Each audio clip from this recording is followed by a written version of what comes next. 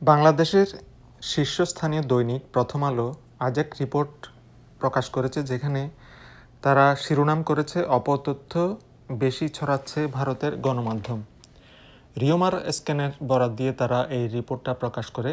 এই rumour scanner সম্বন্ধে পরে আমি জানাচ্ছি, তার আগে এই রিপোর্ট নিয়ে একটু আলোচনা করি। বাংলাদেশের রাষ্ট্র ক্ষমতার পট পরিবর্তনকে কেন্দ্র করে এক্সে সাম্প্রদায়িক অপতথ্যের ভয়াবহতা শিরোনামে রিউমার স্ক্যানার এই প্রতিবেদনটা বের করে প্রথম, এবং সেখানে তারা এটাকে সাম্প্রদায়িক অপতথ্য প্রচারের ভয়াল রূপ হিসেবে এটাকে উল্লেখ করেছে।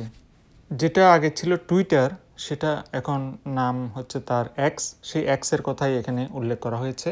অর্থাৎ ভারতের বিভিন্ন মাধ্যম বা ব্যক্তি তাদের টুইটারে এই নিউজগুলো দিচ্ছে, এবং যেগুলোর অধিকাংশ হচ্ছে ভুয়া বা অপতথ্য।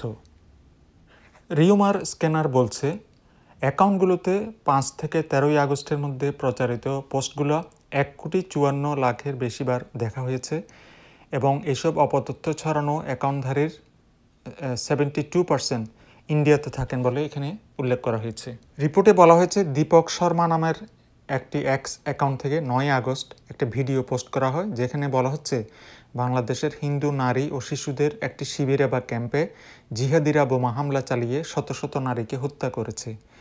যদিও রিউমার স্ক্যানার যাচাই করে দেখেছে, এটি গত 7ই জুলাই বগুড়ায় জগন্নাথ দেবের রথযাত্রায় বিদ্যুৎ স্পৃষ্ট হয়ে 5 জনের মৃত্যুর ঘটনার ভিডিও। শুধুমাত্র ব্যক্তি সাধারণ নয়, ভারতের গণমাধ্যমের অনেকেই এই অপতথ্য প্রচারের সাথে জড়িত, এবং সাম্প্রদায়িক অপতথ্যের প্রচারে ভারতীয় এই সমস্ত গণমাধ্যমের মধ্যে রয়েছে জি নিউজ, মধ্যপ্রদেশ নিউজ 24। শুধু ভারত নয়, পাকিস্তানও নাকি এ ধরনের অপপ্রচারের সাথে কেউ কেউ জড়িত। পাকিস্তান জাতীয় ক্রিকেট দলের সাবেক লেগ স্পিনার দানেশ কানেরিয়া, তিনি তার এক্স অ্যাকাউন্টে বাংলাদেশের ক্রিকেটার লিটন দাসের বাড়িতে অগ্নিসংযোগ করা হয়েছে এমন একটা ভিডিও প্রকাশ করেছেন। যদিও সেটা ছিল বাংলাদেশ জাতীয় ক্রিকেট দলের সাবেক অধিনায়ক ও আওয়ামী লীগের সংসদ সদস্য মাশরাফি বিন মুর্তজার বাড়ির অগ্নিসংযোগের ঘটনা। লিটনের বাড়িতে এ ধরনের কোনো হামলাই ঘটে নাই, অথচ এটা অনেক দিন ধরে বিভিন্ন মাধ্যমে ভিডিওটা প্রকাশ পেয়েছে যে লিটনের বাড়িতে হামলা হয়েছে। আপনারা জানেন যে সাম্প্রতিক সময়ে বাংলাদেশে ছাত্র জনতার একটা রেভলিউশন বা অভ্যুত্থান হয়েছে, এবং সেই অভ্যুত্থানে গত 5ই আগস্ট প্রধানমন্ত্রীর পদ থেকে পদত্যাগ করে শেখ হাসিনা ইন্ডিয়া চলে যান। কোটা সংস্কার আন্দোলন এবং এরপরে সরকারের পদত্যাগের দাবিতে বিক্ষোভকে কেন্দ্র করে বাংলাদেশে যে সহিংসতা হয় গত 16 জুলাই থেকে 4 আগস্ট বা 5 আগস্ট পর্যন্ত, সেখানে প্রায় 400 জনের মতো লোক মারা যায়। যদিও অনেকে বলছেন সে সংখ্যা আরও বেশি। তো 5 আগস্ট এরকম সরকার পতনের পর থেকে বিভিন্ন ধরনের নিউজ প্রকাশিত হচ্ছে বিভিন্ন মিডিয়ায়, তবে ভিডিও বেশি প্রকাশিত হচ্ছে যেগুলোর অধিকাংশই ভুয়া বা অপতথ্য। সত্য মিথ্যা একসাথে করে অনেকে ভিডিও প্রকাশ করছে। এর সাথে উল্লেখযোগ্য হারে বিভিন্ন গণমাধ্যমও তাদের বিভিন্ন ধরনের ভিডিও বের করছে। এটার একটা উদ্দেশ্য হচ্ছে তারা সার্কুলেশন বাড়ানো বা তাদের প্রচার সংখ্যা বাড়ানো। শুরুতে বলেছিলাম স্ক্যানার সম্বন্ধে জানাবো। এটা হচ্ছে স্ক্যানারের ওয়েবসাইট। তারা মূলত বিভিন্ন ভিডিওগুলা তাদের স্ক্যানার চেক আপ দ্বারা, অর্থাৎ ফ্যাক্ট তারা চেক করে। এই ফ্যাক্ট চেকার দিয়ে তারা মূল বিষয়গুলো বের করে আনে, এবং কোনটা ভুয়া বা অপতথ্য সেগুলো তারা বের করে। ধন্যবাদ রিউমার স্ক্যানার বাংলাদেশকে। তারা এ ধরনের একটা সেন্সিটিভ ইস্যু এবং গুরুত্বপূর্ণ ইস্যু বাংলাদেশের মানুষ তথা পৃথিবীর মানুষের সামনে এনেছে, এবং বাংলাদেশের এই ইস্যুটা নিয়ে যে ভারতের কিছু ব্যক্তি সাধারণ গোষ্ঠী এবং এমনকি মিডিয়া এ ধরনের অপপ্রচারে লিপ্ত, সেটা খোলাসা করে দিয়েছে এবং সেটা সম্পূর্ণভাবে ডিসক্লোজ করেছে।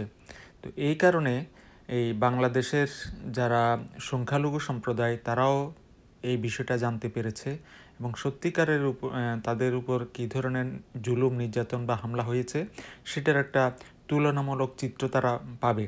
এর আগে কিন্তু বিভিন্নভাবে মিডিয়াতে যেভাবে আসছে এই বিষয়টা মানুষের পক্ষে যাচাই করা সম্ভব হয় নাই, কোনটা ভুয়া কোনটা ঠিক এবং কত পার্সেন্ট, অর্থাৎ এই হামলাটা কত বেশি হয়েছে সেটা নিয়ে মানুষের একটা দ্বিধাদ্বন্দ্ব ছিল। কারণ এক মিডিয়া একভাবে নিউজগুলো দিয়েছে। হামলা যে হয়েছে এটা ঠিক, কয়েকটা স্থানে বিভিন্ন ধরনের সংখ্যালঘুদের উপর নির্যাতন হয়েছে, তবে যেভাবে এসছে মিডিয়াতে, বিভিন্ন মিডিয়াতে, এবং আপনারা জানলেন এই রিউমার স্ক্যানার বাংলাদেশের তাদের ওয়েবসাইটেও এগুলা তারা বের করেছে কোনটা কত পার্সেন্ট ভুয়া, কত পার্সেন্ট সত্য। তো এইটা জানার কারণে, এটা জানার ফলে মানুষের মধ্যে একটা উপলব্ধি আসবে যে আসলে কি হচ্ছে। সেই সাথে মানুষ এটাও সচেতন হতে পারবে যে কারা বাংলাদেশের এই সমস্ত বিষয় নিয়ে অপপ্রচারে লিপ্ত এবং তারা কেন এগুলো করছে।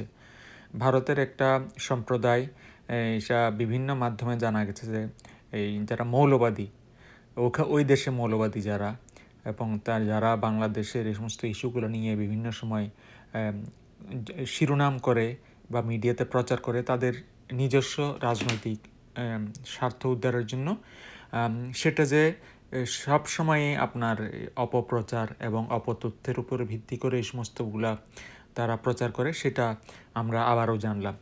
এ বিষয়ে সবাইকে সচেতন থাকার জন্য এবং সজাগ থাকার জন্য অনুরোধ করব। আবারও রিউমার স্ক্যানার বাংলাদেশকে ধন্যবাদ, তারা এই ধরনের একটা গুরুত্বপূর্ণ সংবাদ মানুষের সামনে আনার জন্য।